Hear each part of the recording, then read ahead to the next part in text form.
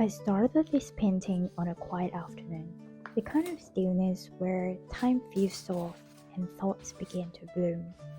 I wanted to paint a feeling, not just a figure, not just flowers, but that quiet moment of growth when you finally realize you are blooming, even if no one sees it yet. Lately, I have found myself drawn to painting with more Asian elements. Maybe it is this quiet pull to connect with a part of myself I hadn't fully explored. The fabrics, the symbols, the rhythm of nature, they carry so much emotion, so much softness. So I sketch her, an Asian lady holding an oil paper umbrella. She stands beneath cherry blossoms, grounded in stillness, but blooming on the inside. This is masking flute, a kind of invisible show. The one I'm using here is Winsor & Newton's colorless masking flute. I use it to preserve the areas where I want the skin remain clear. It protects the white of the paper, so I can paint freely around it without losing that glow. Peeling it off always feels a bit like revealing a secret. It is very satisfying. When you are using masking fluid, it is important to ensure you cover all the areas properly. Otherwise, the watercolors might get through and you will get stains on the preserved areas. Trust me, you only need one small dot to ruin all the effort. For the skin tone, I start by mixing a base of burnt sienna, permanent rose, and a touch of yellow orchid. Then I water it down with starting light. Layer slowly. Let each wash dry before building depth.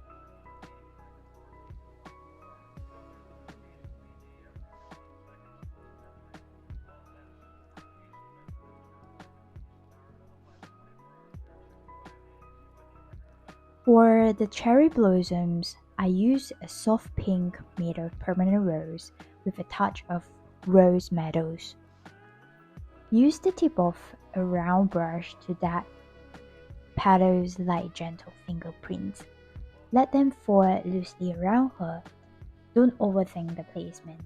Nature isn't perfect, and that's what makes it real.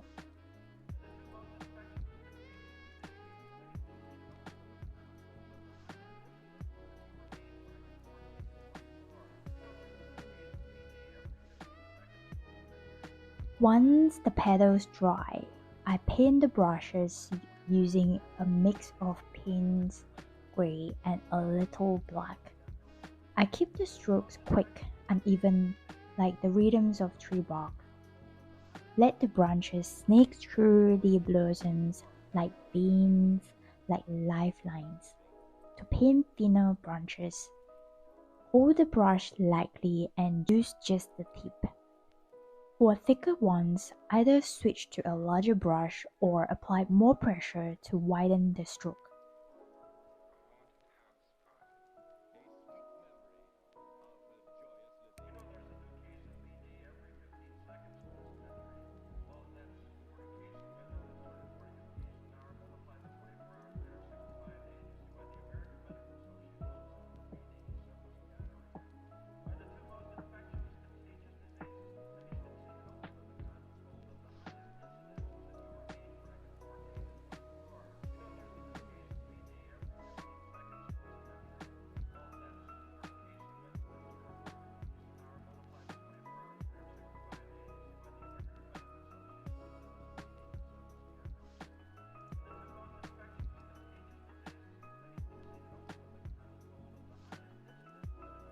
For her oil paper umbrella, I chose red, a bold yet timeless shade.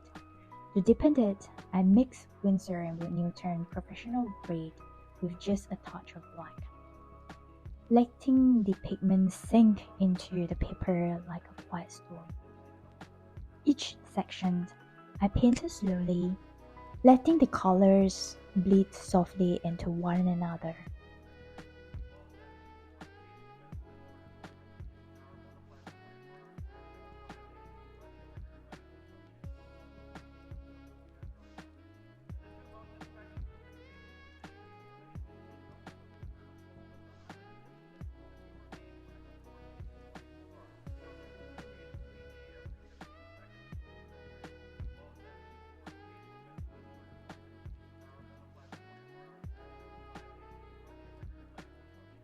been drawn to watercolor more and more. It has become a quiet space where I can step away from the noise, the rush of deadlines, the constant pulls of screens. It reminds me that creativity doesn't need to be loud to be meaningful. Sometimes it is the softest strokes that speak the loudest. And sometimes it is not about how fast we move, but how gently we are willing to slow down and give time to the things that make us happy.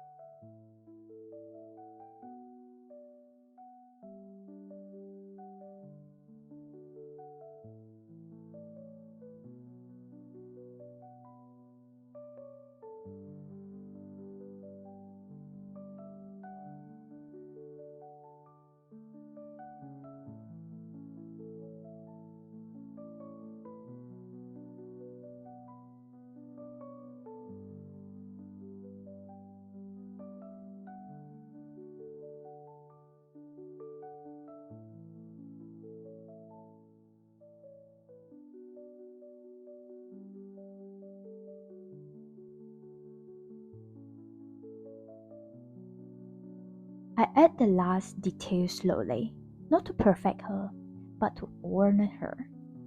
Any strand of hair, holes in the fabric, light and shadows falling gently across her story.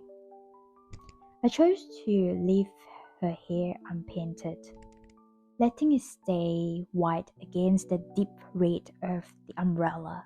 That contrast felt important, like stillness beside emotion, quiet beside passion. Before the final touch, I added a small companion. Little sparrows rest quietly among the blossoms. I have always loved how sparrows carry their humble grace. They are ordinary, but never insignificant. I use diluted sepia and Payne's gray, letting the tones blend naturally for their soft, feathery texture. Just a few strokes, and she's no longer alone. And then the final touch, golden ink. I have always loved how it catches the light, but getting it onto the paper was another story. I tried using my Speedball number 5 artist set, beautiful calligraphy pens, but the first few times, a bit of mess, bloobs, scratches, ink that refused to flow. It took me a while to understand the pressure, the angle, to not fight with the tool but move with it.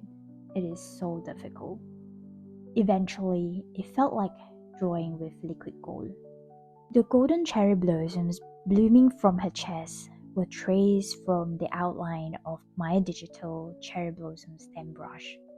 It saved me so much time and still turned out effortlessly beautiful. There's something delicate and intentional, blooming right from the heart. This painting became more than I expected.